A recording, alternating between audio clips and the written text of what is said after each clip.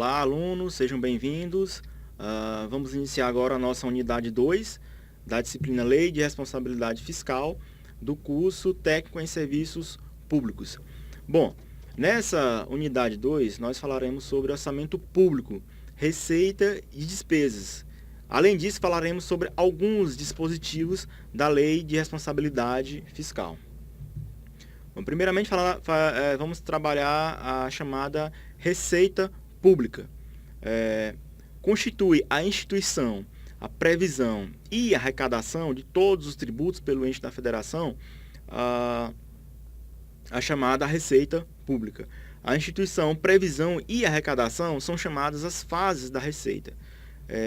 Constitui requisitos essenciais da responsabilidade na gestão fiscal, a instituição, a previsão e também a efetiva arrecadação de todos os tributos de competência institucional do ente da federação.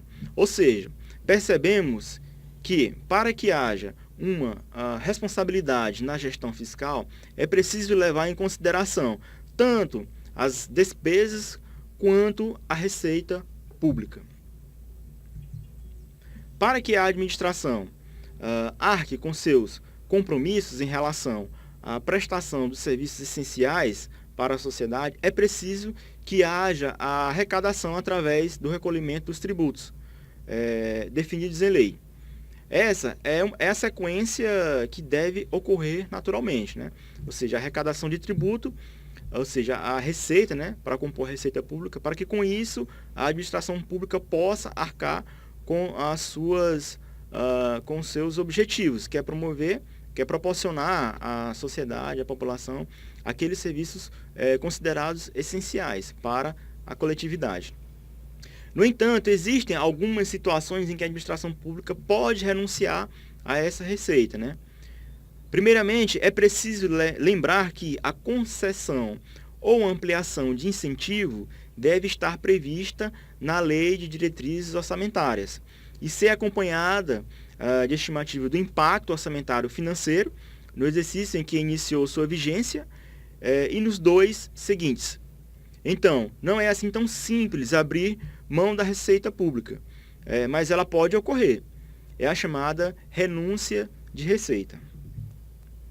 Bom, a renúncia de receita ocorre mediante a anistia, remissão, subsídio, crédito presumido, concessão de isenção em caráter não geral, alteração de alíquota ou modificação de bens, modificação de base de cálculo que implique redução discriminada de tributos ou contribuições e outros benefícios que correspondem a tratamento diferenciado. Primeiramente, o que é a anistia? É a exclusão do crédito tributário relativo a penalidades pecuniárias. A remissão abrange todo o crédito tributário, constituído já. Abrange o tributo e também as penalidades. O que é o subsídio? É o socorro, né, ou a ajuda financeira prestadas a qualquer contribuinte. O crédito presumido é aquele ato que permite que o contribuinte pague o tributo por um valor estimado, que nem sempre corresponde à realidade. E a isenção em caráter geral é a não incidência do imposto, né, sobre determinada pessoa, produto ou mercadoria, constituindo-se em fato não gerador do imposto e os demais casos em que haja alteração de alíquota ou modificação da base de cálculo. Então, esses são os tipos, né, de situações onde pode se enquadrar a renúncia da receita. Então, o objetivo da Lei de Responsabilidade Fiscal é dificultar a renúncia de receita, garantindo assim maior nível de arrecadação, eliminando a pressão dos contribuintes que visem obter benefícios fiscais sobre o executivo, e impondo também restrições à guerra fiscal entre os municípios. A lei prevê, no entanto, 2 situações que não se enquadram como renúncia de receita, né? São as 2 exceções. Primeiramente, a alteração da alíquota de alguns impostos e o cancelamento de débitos considerados menores. Então, podemos perceber que a regra é que haja arrecadação da receita. Então, a LRF ela surge, né, com dispositivos com o objetivo de reduzir e dificultar essa chamada renúncia de receita, porque a receita ela é fundamental para que a administração pública possa arcar com seus objetivos, possa colocar à disposição da coletividade aqueles chamados serviços públicos considerados essenciais. Bom, a despesa pública merece tratamento especial também a despesa pública. Ela deve ser acompanhada da estimativa do impacto orçamentário financeiro no exercício em que deve entrar em vigor e nos 2 subsequentes, bem como de declaração do ordenador da despesa, de que o aumento tem adequação orçamentária e financeira com a lei orçamentária anual e compatibilidade com o plano plurianual e com a lei de diretrizes orçamentárias. Então veja que a despesa está contemplada nos 3 instrumentos de planejamento: o plano plurianual, a lei de diretrizes orçamentárias e a lei orçamentária anual. Sem o preenchimento desses requisitos, não se pode realizar, segundo prescrito pelo artigo 16, parágrafo 4º da Lei de Responsabilidade Fiscal, o empenho e licitação de serviços, fornecimento de bens ou execução de obras, nem a desapropriação de imóveis urbanos a que se refere o parágrafo 3º do artigo 182 da Constituição Federal de 88. A despesa possui limite, deve respeitar parâmetros estabelecidos em lei e segue plano de metas e diretrizes, ou seja, não se pode gastar de forma desorganizada, de forma irrestrita. É preciso ter o controle da despesa, porque a receita ela é apenas estimada. Bom, limites com gastos pessoal ativo e inativo é outro mecanismo dispositivo também elencado na Lei de Responsabilidade Fiscal. Conforme o artigo 18 da LRF, entende-se como despesa total, com pessoal, o somatório dos gastos, do ente da federação com ativos, os inativos e os pensionistas.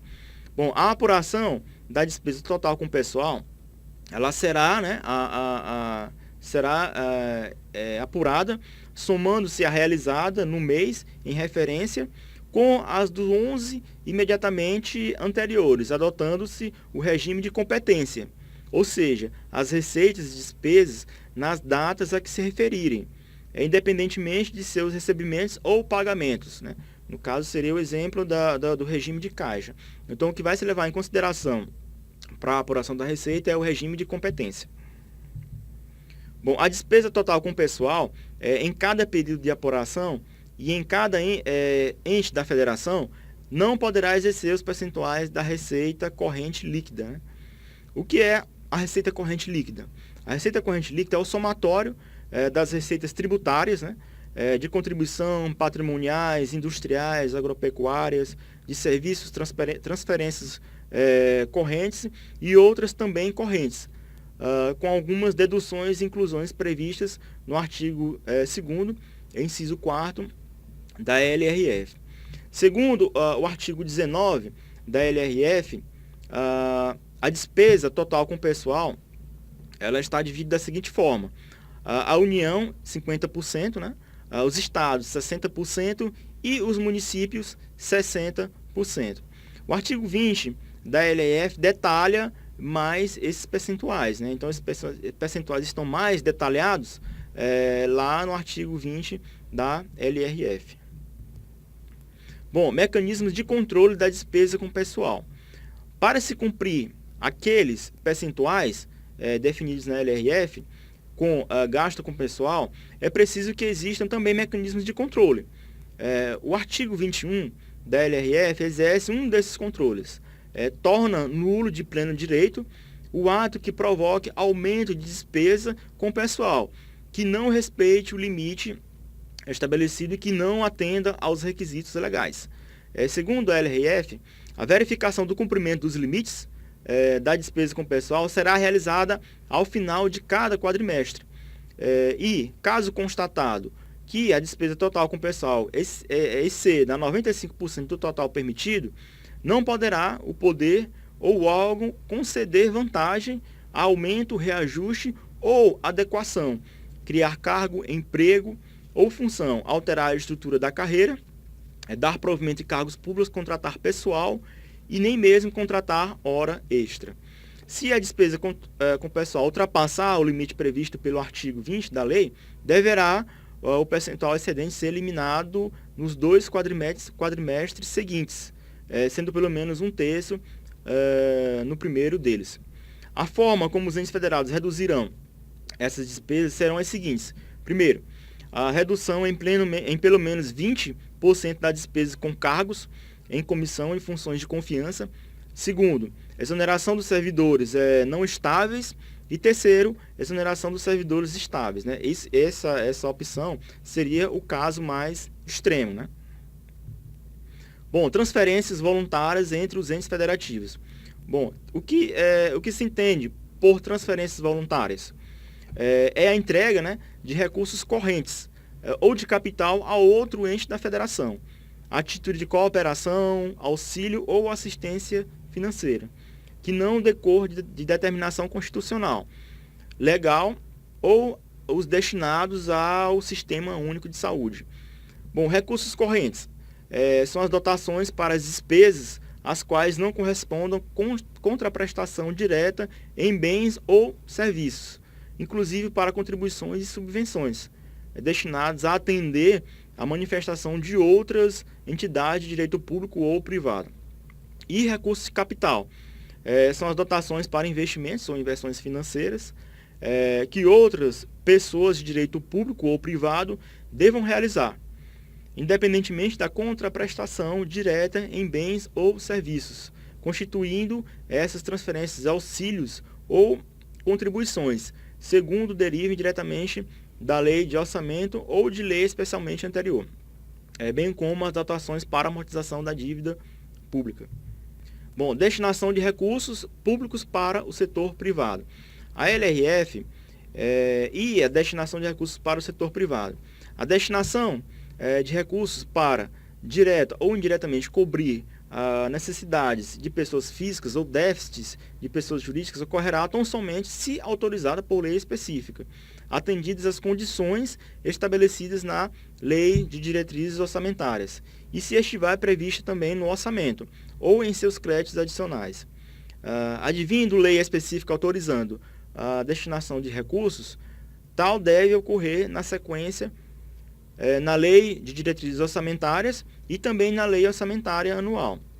Poderá ocorrer ainda por meio de crédito adicional. Bom, a determinação é aplicada a toda a administração indireta, inclusive fundações públicas e empresas estatais, exceto no exercício de suas atribuições precípuas às instituições financeiras e o Banco Central do Brasil. Bom, sobre a dívida e o endividamento. Bom, o que é dívida pública, né? A dívida pública, consolidada ou fundada, é o montante total, apurado sem duplicidade, das obrigações financeiras do ente da federação, assumidas em virtude de leis, contratos, convênios ou tratados e da realização de operações de crédito, para amortização em prazo superior a 12 meses, em prazo superior a 1 ano. Na dívida pública consolidada da União será incluída a relativa à emissão de títulos de responsabilidade do Banco Central do Brasil.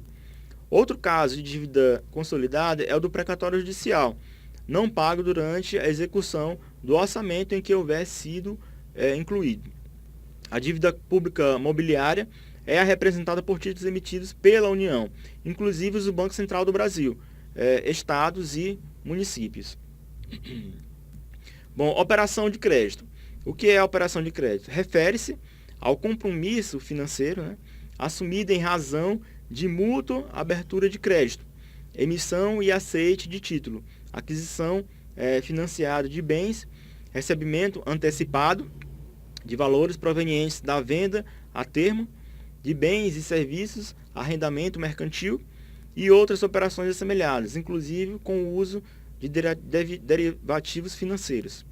E a concessão de garantia é o compromisso de adimplência de obrigação financeira ou contratual assumida por ente da federação ou entidade a ele vinculada, enquanto que a operação de refinanciamento da dívida mobiliária é conceituada como a emissão de títulos para o pagamento do principal acrescido da atualização monetária.